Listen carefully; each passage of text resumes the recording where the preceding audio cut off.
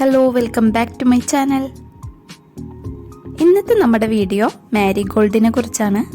നമ്മുടെ നാട്ടിൽ ഇതിനെ ചെണ്ടുമല്ലി, ബന്ദിപ്പൂവ്, ബന്ദിച്ചെടി എന്നൊക്കെ വിളിക്കും. അപ്പോൾ വീഡിയോയിലോട്ട് കിടക്കുന്നതിന് മുന്നായിട്ട് നിങ്ങളിൽ ആരെങ്കിലും ആദ്യമായിട്ടാണ് ഈ ചാനലിലേക്ക് വരുന്നതെങ്കിൽ വെൽക്കം ടു മൈ ചാനൽ. പിന്നെ നിങ്ങൾ വീഡിയോ കണ്ട് ഇഷ്ടപ്പെടുകയാണെങ്കിൽ, നിങ്ങൾക്ക് ഗാർഡനിങ്, കൃഷി ഇങ്ങനെയുള്ള വീഡിയോസൊക്കെ ഇഷ്ടമുള്ളവരാണെങ്കിൽ നിങ്ങൾക്ക് ചാനൽ സബ്സ്ക്രൈബ് ചെയ്യാം. അപ്പം ഇനി സമയം കളയുന്നില്ല, വീഡിയോയിലോട്ട് കിടക്കാണ്. നമ്മുടെ കേരളത്തിൽ ഓണത്തിൻ്റെ സമയത്ത് ഏറ്റവും ഡിമാൻഡുള്ള ഫ്ലവറാണ് ചെണ്ടുമല്ലി. നമ്മൾ കൂടുതലും തമിഴ്നാട്ടിൽ നിന്ന് കൊണ്ടുവരുന്ന പൂക്കളാണ് യൂസ് ചെയ്യുന്നത്. ഇപ്പം ഇത് നമ്മുടെ നാട്ടിലും ഓണക്കാലത്തൊക്കെ കൃഷി ചെയ്ത് വരുന്നുണ്ട്. നമ്മുടെ നാട്ടിലെ കാലാവസ്ഥയിൽ നന്നായിട്ട് വളരുന്ന ചെടിയാണിത്.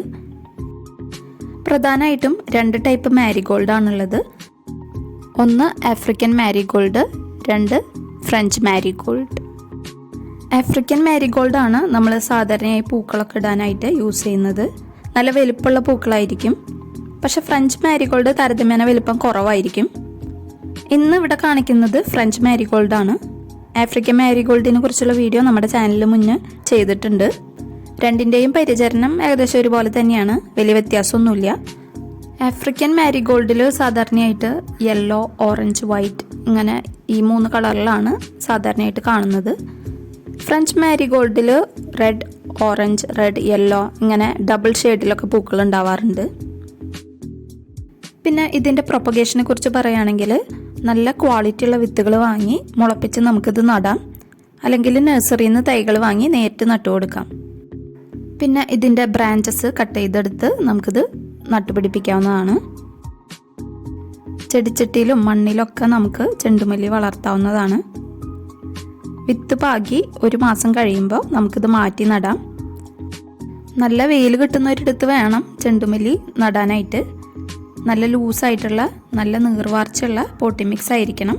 ഈ 2 കാര്യങ്ങൾ നമ്മൾ ശ്രദ്ധിക്കണം.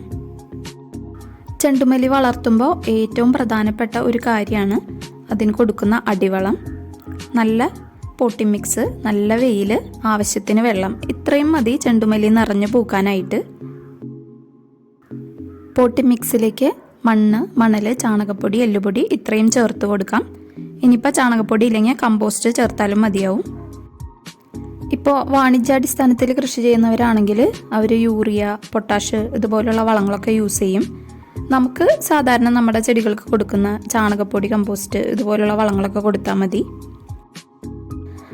നമ്മളിങ്ങനെ പോട്ടി മിക്സിലേക്ക് മാറ്റി നട്ട തൈകളുണ്ടല്ലോ, അത് ഏകദേശം 1 മാസം പ്രായം ആവാറാവുമ്പോഴേക്കും നമ്മളൊരു കാര്യം ചെയ്തു കൊടുക്കണം. ഈ ചെടിയുടെ അഗ്രഭാഗം ഉണ്ടല്ലോ, ആ കൂമ്പ് ഭാഗം, അത് നമ്മൾ പതുക്കെ നുള്ളിക്കളയുക, അല്ലെങ്കിൽ വെട്ടിക്കളഞ്ഞാലും മതി.